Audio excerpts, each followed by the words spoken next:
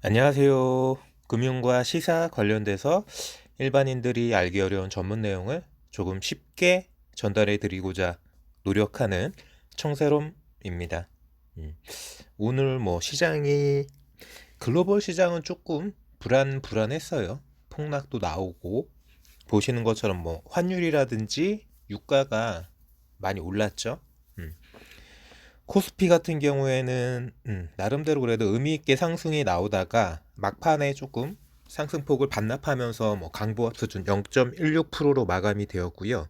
코스닥은 그래도 꾸준하게 상승하면서 마지막까지 빠지지 않고 895포인트, 900포인트가 눈앞이긴 한데 매동 한번 보면서 이런저런 뉴스 보고 어떻게 해석해야 될지 한번 이야기 나눠보고 종목에 대해서도 이런저런 종목들 코멘트 해보겠습니다. 보시는 것처럼 2703포인트로 마무리가 되긴 했는데요. 2700포인트가 회복되었다 라는 부분에서는 의미를 줄 수는 있겠지만 기관과 외국인은 여전히 매물을 내놓고 있는 상황이고 개인들만 조금 받쳐주는 그런 상황. 프로그램도 전반적으로 다. 자, 아래쪽에 그래프 보시면은 코스피 그래프 같은 경우에 이제 충격적으로 2600까지 떨어졌다가 그때부터는 이제 반등이 나오고 2600 중후반에서 2700 요 사이를 지금 왔다 갔다 하면서 조금 바닥을 다지는 게 아닌가라고 저는 개인적으로 생각하고요.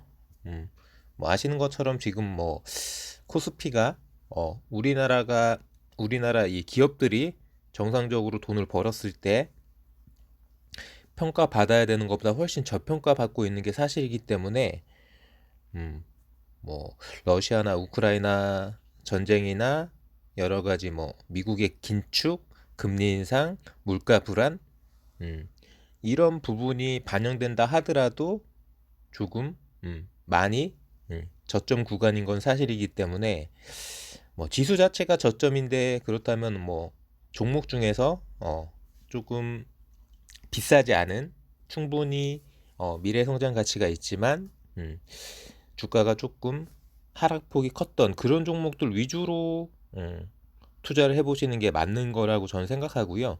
지금 외국인도 기관도 조금 안 좋은 분위기인 건 사실이지만 그렇다고 지금 제가 바로 주식을 사라라고 말씀드리는 건 아니고 종목별로 차별화 시킬 수 있는 부분이기 때문에 전체적인 흐름은 바닥을 다지고 음, 상승하기 위해서 조금 힘을 비축하는 구간이 아닌가라고 저는 생각하고요. 코스닥은 오늘 조금 분위기가 달랐죠. 막판까지 강하게 900포인트 근처로 접근한 부분은 앞서 말씀드린 것처럼 코스피는 개인만 사고 기관과 외국인이 팔았던 반면에 코스닥은 정반대죠.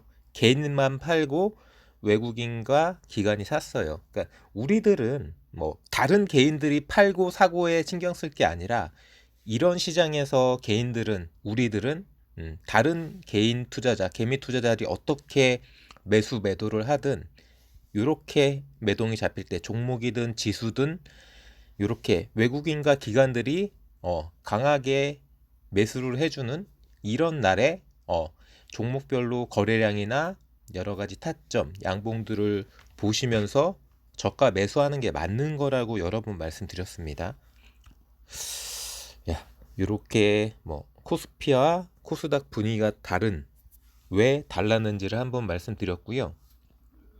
핫차트 랭킹 잠깐 보면은 삼성, LG에너솔루션 오늘 조금 의미 있게 반등이 나왔고요. 삼성전자는 고만고만합니다. 7만 원대도 불안불안하지만 반도체가 다른 쪽의 산업 경기 다 안 좋은데 죄송합니다. 반도체만 안 좋고 다른 쪽에 여러 가지 주요 산업들은 다 긍정적인 경제 심리를 나타나고 경제 지표도 마찬가지 그렇다고 하는데 저는 반도체도 굳이 나쁠 이유가 없다라고 생각합니다.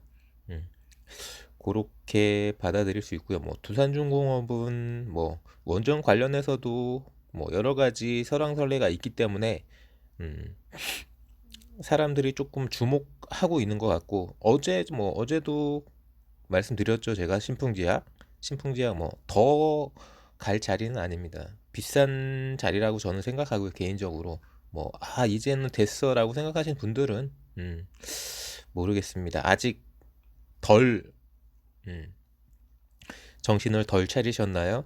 신풍제약 뭐 그렇게 비싸질 만한 종목이 아니에요.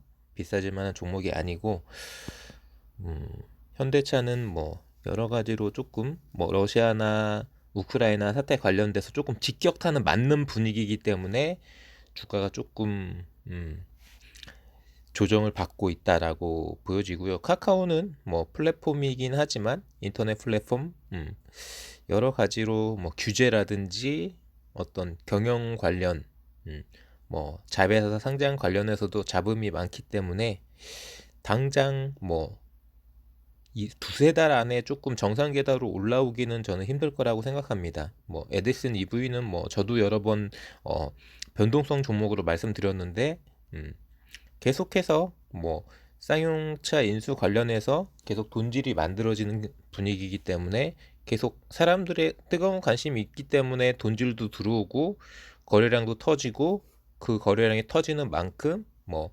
아래로도 열려 있고 위로도 열려 있는 그런 종목인 거죠. 2만 원 근처면은 또 한번 뭐 바라볼 수 있다라고 생각하는데 지금은 자리가 좀 애매하다고 저는 생각되고요. 음. 뉴스 뭐 볼만한 뉴스 있는지 한번 보고 종목으로 가볼게요. 자, 코스피 4거래일 만에 2,700 회복. 음. 뭐 러시아 이제 기업들이 이제 모건 스탠리 캐피털 인터내셔널 요 퇴출 반사이익을 기대한다. 그렇다라고 하기에는 조금 기관이나 외국인 자금이 매물대가 많이 나왔고 막판이 안 좋았죠. 아무래도 투자 심리라는 건 뭐 장 초반보다는 장 후반에 강하게 마무리되는 게 다음 날을 위해서라도 좋은데 좋다 말은 그런 느낌이 없잖아 있어가지고 이런 퇴출되는 러시아 기업들이 MSCI 지수 퇴출되는 부분에 대한 반사이익이 어느 정도 있을지는 두고 봐야 되는 부분이죠. 물론 뭐 글로벌 자금에 대해서 우리나라가 솔직하게 우리나라 기업들이 매력적인 건 사실이지만 얼마만큼 반응을 할지는 조금 잘 지켜보면서 그것도 종목별로 옥석을 가려야 되는 부분이기 때문에 지수 자체가 움직일 수 있을지는 그것 때문에 지수 자체가 움직일 거라고는 뭐라고 말씀드리기 어렵고요. 뭐 러시아 전쟁발 세계 경제 위기에 뭐 니케이 지수가 떨어졌다.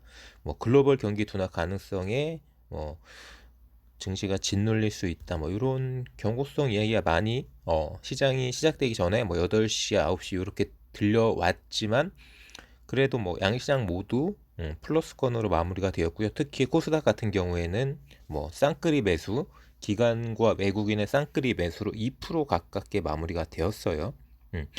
아시는 것처럼 제가 언급을 못 해드렸지만 미국 지수는 조금은 직격탄을 맞았죠. 하지만 미국 지수하고 우리나라 지수하고 단순하게 어떤 수준, 레벨을 비교했을 때는 아직도 미국 지수는 고평가 상태예요. 뭐 심하게 말씀드리면 뭐 거품이 꼈다라고 할 정도로 우리나라 기업들이 평가받을 수 있는 그 수준보다 우리나라 증시는 저평가되어 있는 게 사실이고 저는 개인적으로 뭐 미국이야 뭐 애플이 됐던 여러 가지 성장 기업, 뭐 테슬라가 됐든 물론 미래 성장 가치가 높고 돈을 잘 벌고 있는 회사긴 하지만 상당 부분 돈을 많이 풀어서 증시 종목들을 주가를 띄워놓은 상태이기 때문에 그래서 미국이 지금 긴축을 하는 거지 우리가 지금 긴축을 하는 건 아니야. 우리는 돈을 어떻게 하면 더 풀 수 있을까? 뭐 18조를 풀어야 되나 뭐 20조를 풀어야 되나 뭐 30조 40조 얼마를 풀어야 되나 이러고 있는 부분이기 때문에 미국의 상황과 우리나라의 상황은 분명히 다르다고 생각하시면 되세요. 물론 우리나라가 미국 증시를 따라가는 건 맞지만 분위기를 따라가는 건 맞지만 미국은 기본적으로 정점에서 떨어지는 분위기라고 생각하면 되고 우리나라는 더 올라갈 수 있는 뭐 시너지라든지 어떤 모멘텀이라든지 경제 지표, 기업들의 성과 이런 게 많이 반영이 안 되어 있는 주가이기 때문에 더 살아남은 살아났지 뭐 2600 다지고 2700 왔다 갔다 하고 있지만 여기서 더 뭐 조정이 길어지면은 하락이 나온다기보다는 횡보가 더 길어질 수 있는데 그런 쪽으로 조정이라면은 뭐 수긍할 수 있는데 뭐 하락이 더 나올 거라고는 저는 생각하지 않습니다. 조금 뭐 중원본 해서 말씀드리긴 했지만 어쨌든 포인트는 그거라고 받아들이시면 되시고요. 밤사이 우리나라 증시가 열리지 않았던 3일절 밤사이 이제 본시장에서 미국 본시장에서는 조금 떡락 지수 자체가 떡락이 나오긴 했지만 선물은 뭐 등락폭이 있기는 있어요. 다우도 나스닥도 등락폭이 있긴 있지만 그래도 그 폭락의 분위기가 이어지진 않고 있죠.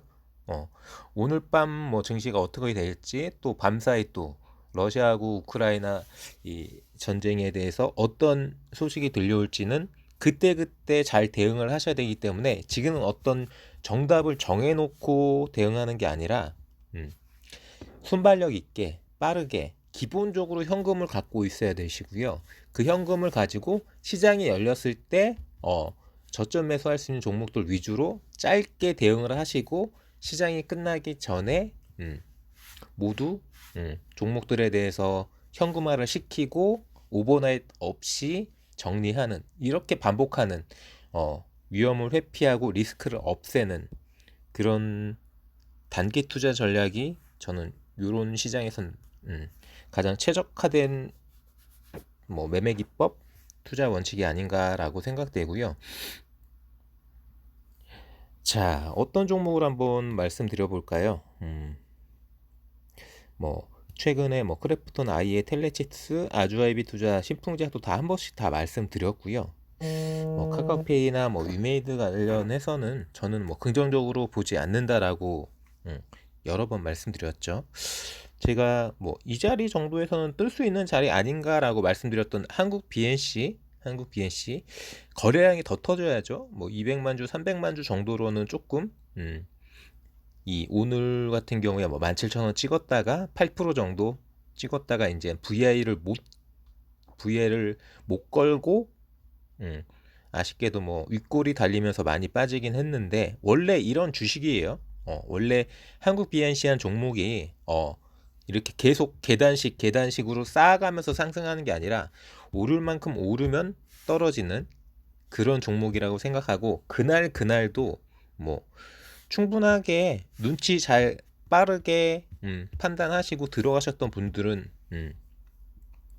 뭐 충분하게 뭐 고점 17,000원 근방에서 털고 5% 이상 먹고 나올 수 있는 그런 자리대가 나오는 거죠. 분봉으로 한번 볼까요?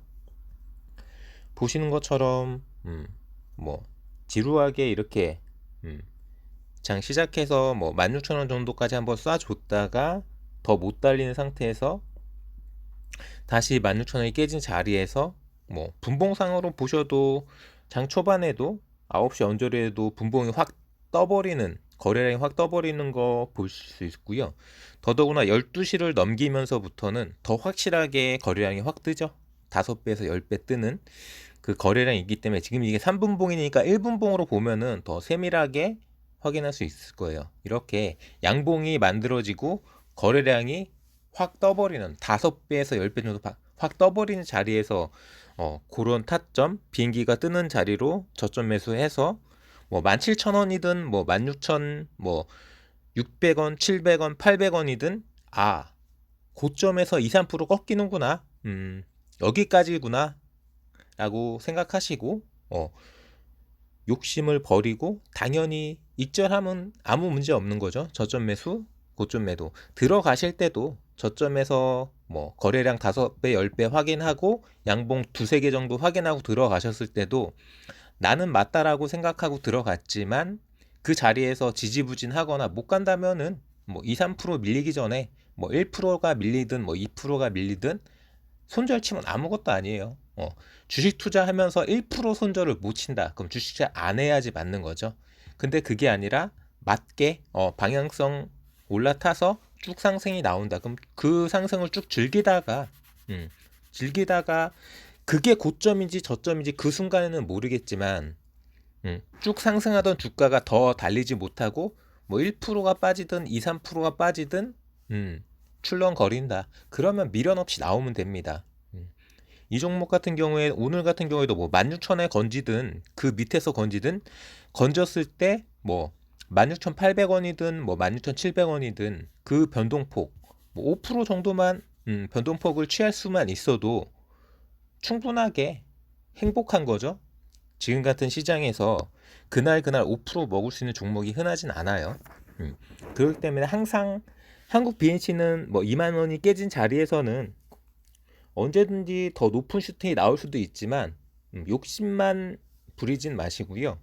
짧게 끊어가면서 뭐 5%가 됐든 뭐 6, 7%가 됐든 먹을 수 있는 만큼만 그날 취하고 정리하고 다시 현금을 갖고 다음 날을 기약하는 밤사이에 어떤 일이 있을 수 모르고 어떤 공시 뭐 새로운 아침에 또 어떤 사태가 터질지는 아무도 모르는 시장이기 때문에 이렇게 시장에서 움직여 줄 때 현금을 들고 있다가 빠르게 비행기가 뜨는 자리에서 타점을 잡고 들어가서 다행히 방향성이 맞는다면은 뭐 3%든 5%든 6, 7%든 충분하게 즐기다가 빠진다 싶을 때 그 순간에는 거기가 고점인지 알 수 없지만 충분히 뭐 3% 이상 떴을 때는 빠진다 싶으면 익절하는 게 맞아요. 무조건. 뭐 일부 뭐 어떤 분들은 야 그렇게 하고 돈 언제 벌어라고 생각하시는 분들도 있겠지만 그렇게 매일매일 2, 3%씩만 누적돼도 제가 말씀드렸죠. 1년이면은 10배, 15배 된다고요. 음. 매일매일 2, 3%만 먹을 수 있어도 그 복리로 한 번도 잃지 않고 1년 내내 2, 3%씩 벌 수만 있다면은 5천만 원 갖고 있는 사람이 1년 내내 그렇게 투자만 할 수 있다면은 1년 뒤에 5억 이상 만들어지는 거죠. 근데 그렇게 할 수 있는 사람은 거의 없어요. 그렇기 때문에 그게 뭐 2, 3% 먹으려고 주식 투자하냐, 뭐 4%, 5% 짤짤이 하려고 주식 투자하냐, 그렇게 생각하시는 분들은 제 영상을 안 듣는 게 맞는 거예요. 저는 뭐 장기 투자에 대해서는 조금, 개인들이 어떤 포트폴리오를 구성하거나 장기적으로 위험 회피, 뭐 리스크 분석, 이런 부분에 대해서 개인이 할 수 있는 게 없고, 내가, 내가 어떻게 변수를 만들어낼 수 있는 게 없기 때문에 그냥 리스크를 그냥 온몸으로 맞아가면서 뭐 한 달이나 뭐 3개월이나 6개월 동안 오르기만 기도하는 거죠. 그냥 그 종목이 아무리 유망한 종목이든 미래성장 가치가 있든 지금처럼 이렇게 글로벌적으로 자금이 묶이고 긴축이 나오고 전쟁이 터지고 이런 상황에는 종목이 아무리 좋아도 못 가는 거죠. 근데 그거를 그냥 장기 투자를 한다는 거는 저는 말이 안 된다고 생각하는 그런 뭐 단타 전문 그런 투자자이기 때문에 제가 전문가는 아니에요. 저는 전문가가 아니고 전업 투자자고 저는 가장 확실한 자리에서 확실하게 먹을 수 있는 만큼만 먹고 나오는 거죠. 그렇게 계속 반복하는 거예요. 하루에 그런 자리가 두세 번이 있다면 두세 번을 먹는 거고 한 번도 없다면 한 번도 못 먹는 거고 이틀에 한 번을 먹든 매일매일 먹든 일주일에 두세 번을 먹든 그런 확실한 자리에서만 확실한 투자를 하자는 그런 주의이기 때문에 뭐 제 투자 원칙이나 제 매매 기법과 상반되는 생각을 가지신 분들은 다른 영상 찾아서 자기 투자 스타일에 맞는 그런 부분에 대해서 도움을 받으시고 힌트를 얻어 가시면 되는 겁니다. 제가 뭐 주식을 리딩하거나 뭐 종목을 추천해 드리는 것도 아니기 때문에 저는 그냥 제 생각, 제 노하우를 소개시켜 드릴 뿐입니다. 주린이 분들에게. 그리고 또 한국 BNC처럼 얼마든지 변동성으로 단타로 치고 빠지기로 먹을 수 있는 종목들을 한번 찾아볼까요? 오늘 시장으로 한정해서 오늘 움직였던 종목들에서 한번 말씀드려 볼게요. 그나마 바이넥스가 오늘 조금 움직이는 움직였는데 거래량이 너무 약하죠? 보시는 것처럼 50만 주 언저리 움직였고, 뭐 시가는 오히려 이제 마이너스로 시작해갖고 시가가 마이너스 1.5였는데 고가가 9%였다면 이거 VI 걸렸네요. VI 걸렸네요. 1시에 VI가 걸렸어요. 1시에. 1시 10분. 일반적으로 대다수의 종목들은 이렇게 생각하시면 돼요. 9시에서 9시 30분 요 사이가 가장 강하죠. 근데 이제 세력들에 따라서 그날에 따라서 요 장 초반에 30분 안에 승부를 보는 그런 패턴이 나오는 게 아니라 지금 이 바이넥스처럼 중간에 느닷없이 오후 1시경에 슈팅이 나오는 경우도 있네요.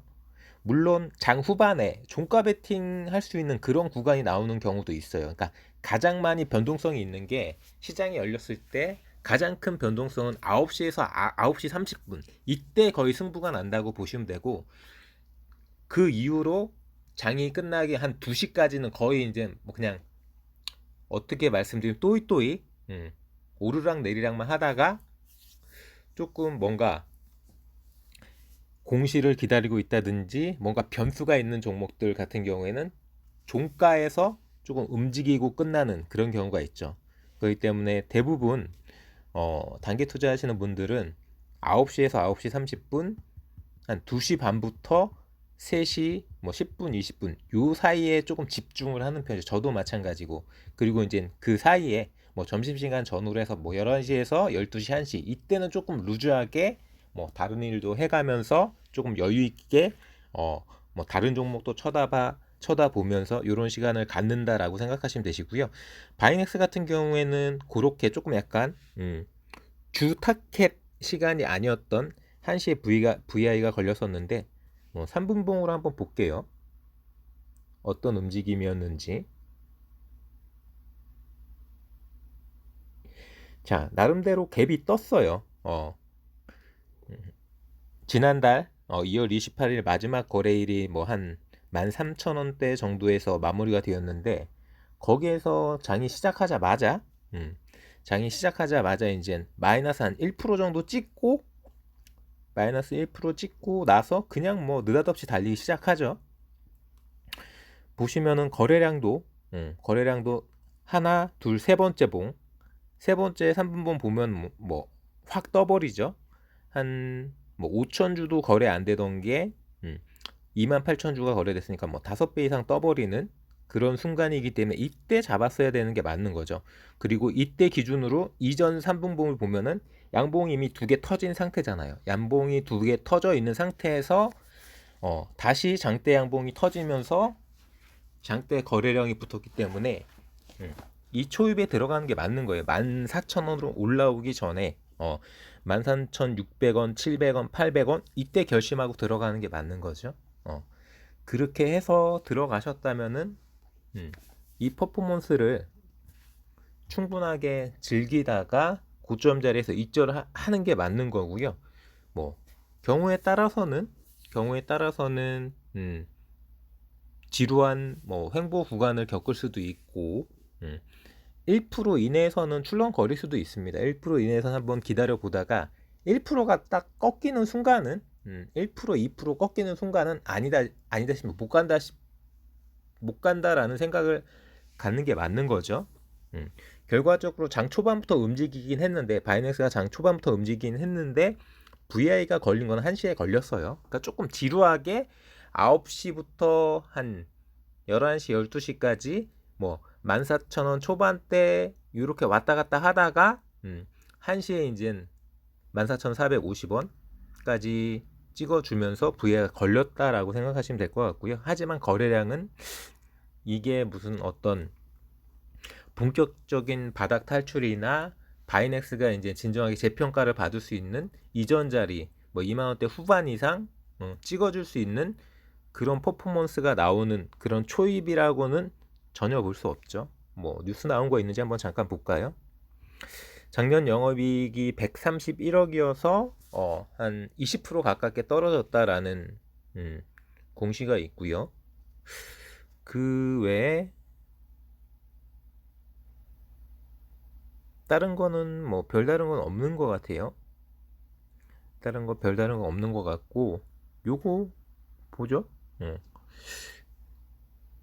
이거는 너무 매출액은 한 1% 증가했는데, 매출은 1% 증가했는데 영업이익이 18.8% 줄었기 때문에 아무래도 그 제조과정 관련해서 식약처에서 이제 문제가 됐던 부분도 영향을 미쳤을 것 같고, 생각보다 조금 실망스러운 결과를 보여준 것도 없지 않아 있어요. 하지만 주가는 상당히 많이 밀렸죠.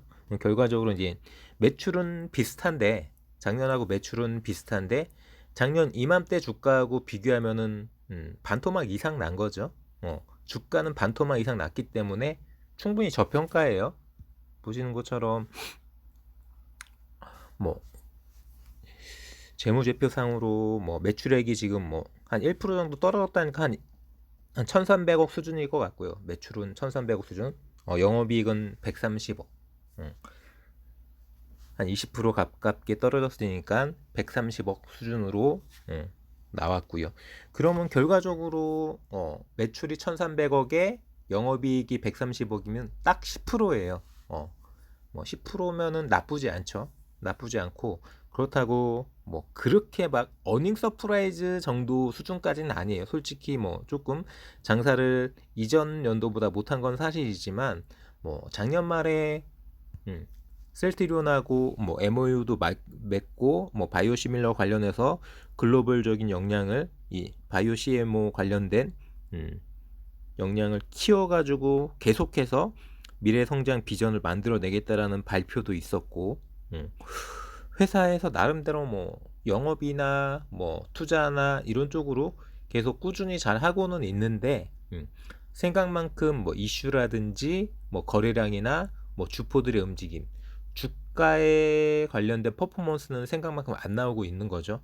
그러니까 제가 굳이 말씀드리면은 여러 가지 다양한 원인과 뭐 그런 부분이 있겠지만, 결과적으로 바이넥스는 제가 봤을 때는 저점이에요. 저점인데 문제는 지금 바로 뜰 거냐, 그건 아니라는 거죠. 뭐 코스닥 시장도 마찬가지, 제약바이오 쪽 분위기도 마찬가지. 아직까지는 조금은 바닥에서 튀어오를 분위기가 아니기 때문에, 누군가가 빵 뜨면서 뭐 여러 가지 뭐 신기술이라든지 뭐 신약이 됐든 어떤 모멘텀을 만들어 주면서 시장을 확 이끌어 주면서 뭐 자금도 확 쏠리고, 이렇게 시너지를 만들어 주는 그런 분위기를 타야 되는데, 그런 분위기를 탈 조짐이 아직은 없죠. 나름대로 그 1월 달에 뭐 JP 모건 컨퍼런스라든지 여러 가지 뭐 기대를 했던 부분이 있었는데, 뭐 코로나 시국도 그렇고 뭐 여러 가지 다른 그런 외적인 부분으로 그냥 묻혀버렸어요. 묻혀버렸기 때문에 이 제약바이오 쪽, 뭐 바이오 CMO 쪽, 바이넥스를 비롯한 이런 종목들의 어떤 주가 회복, 코스닥 시장의 어떤 다시 1000포인트 복귀, 이런 부분의 모멘텀을 어떻게 살려나갈 수 있을지, 그게 불붙는 순간에 바이넥스도 같이 올라와 주지 않을까라고 뭐 개인적으로 그렇게 한번 예측해 보고요. 아직까지는 본격적으로 상승세가 나오기에는 조금은 답답하고 거래량도 약하고 이슈도 터지지 않는 그런 부분이기 때문에 조금 주의를 해 보셔야 될 것 같고요. 바이넥스랑 한국 BNC, 제약바이오만 말씀드렸으니까 제약바이오 말고 다른 쪽의 종목이 있다면 한번 찾아보겠습니다. 결국은 뭐 제가 기존에 말씀드렸던 종목 위주로 말씀을 드릴 수밖에 없고, 뭐 전혀 새로운 종목은 뭐 제가 뭐 굳이 말씀드리기도 부담스럽죠. 자, 뭐 반도체 쪽도 뭐 분위기가 생각만큼 올라오지는 못하고 있고요.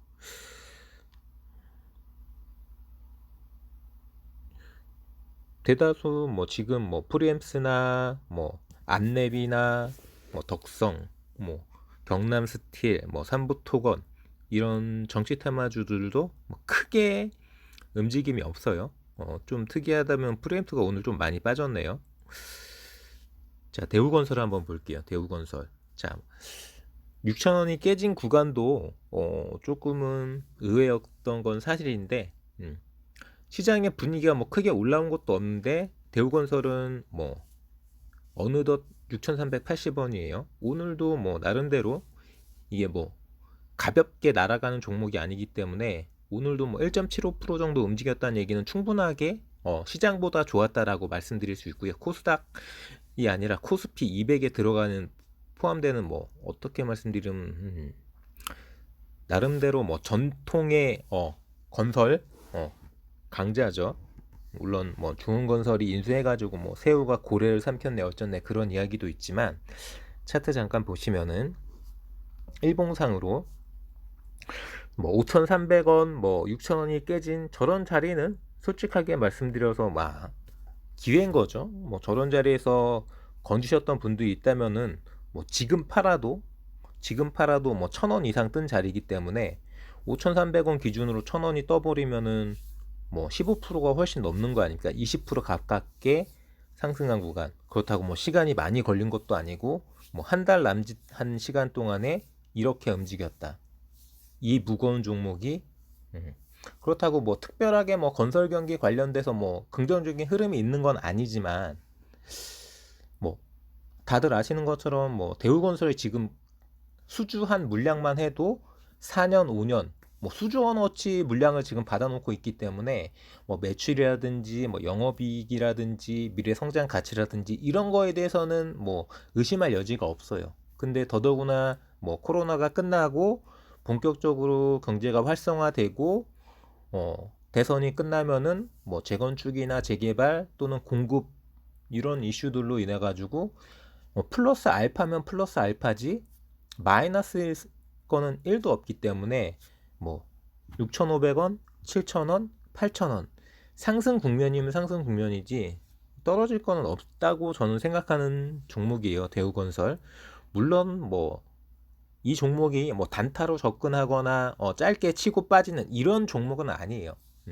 이런 종목은 아닌데 뭐 예전부터 제 영상을 들으셨던 분들은 아시겠지만 어떻게 우연찮게 이제 어떤 분이 대우건설에 대해서 이제 궁금하다고 상담 요청을 해주셔서 저하고 인연이 돼서 이런 종목도 건설주 중에서도 왜 지금 현재 가치보다 싸져 있는지 오를 것처럼 하다가도 다시 떨어져서 회복하지 못하는 건지 이런 종목들은 어떻게 봐야 되는지 그런 부분에 대한 공부를 해볼 만한 충분한 가치가 있는 종목이었죠. 저는 뭐 대우건설 충분하게 뭐 8,000원, 9,000원 그 이상, 10,000원 이상 주가가 올라설 수 있다라고 생각하고요. 뭐 잠깐 뉴스 나온 거 있는지 한번 볼까요? 뭐 대우건설 품은 정찬성 중흥회장 세계경영 꿈꾸던 그죠? 그 김우중 대우그룹 회장이 항상 이야기했던 게 세계 경영이죠. 세계는 넓고 할 일은 많다. 대우건설 인수가 마무리되었다. 중흥그룹에서 예전에 대우의 영광을 재현하겠다. 뭐 지금 요즘 젊은 분들은 잘 모를 수도 있는데 사실상 우리나라 대기업 중에 손꼽히는 그룹이었죠. 대우그룹이. 결과적으로 IMF 때 가장 큰 직격탄을 맞았던 게 대우그룹이죠. 그룹 자체가 거의 해체된 거니까요. 여러 가지 뭐 비자금 조성이나 뭐 여러 가지 안 좋은 이야기도 있긴 했지만 그래도 한때는 뭐 대우전자, 뭐 대우자동차, 대우건설 말할 필요도 없고요. 계열사가 상당히 많았어요. 뭐 대우증권도 있었고. 하지만 지금에 와서 남아 있는 거 지금 대우증권도 넘어갔죠. 지금 딱히 남아 있는 건 대우전자도 사라졌고 대우자동차는 애저녁에 사라졌고요. 그나마 남아 있는 게 대우건설인데 중흥그룹이 인수를 했죠. 어떻게 될지는 좀 더 지켜봐야 되겠지만 분명하게 미래 비전이 있는 회사인 것만은 저는 자신 있게 말씀드릴 수 있습니다. 자, 그리고 뭐 에이프로젠 메디신이 보이는데 아무래도 뭐 제가 주식 투자를 하고 나서 가장 오랫동안 투자했었고 가장 잘하는 종목이기 때문에 그냥 넘어갈 수는 없죠. 에이프로젠 메디신 마지막으로 말씀드리고 요 영상은 마무리 짓고 시간이 남는다면은 영상 하나를 더 언급을 해드릴 거고요. 그때 어제도 제가 수출 통계 가지고 수출 동향 관련해서 말씀드린다고 했는데 시간이 없어 말씀 못 드렸는데, 자 이렇게 합시다. 에이프로젠 메디신하고 수출 동향하고 또 다른 종목 말씀드릴 거는 찾아서 요 영상 여기서 마무리 짓고 새 영상에서 수출 동향하고 에이프로젠 메디신하고 이제 이야기해 볼 수 있도록 하겠습니다. 저는 금융과 시사 관련돼서 일반인들이 알기 어려운 전문 내용을 조금 쉽게 전달해 드리고자 노력하는 청새롬이었고요.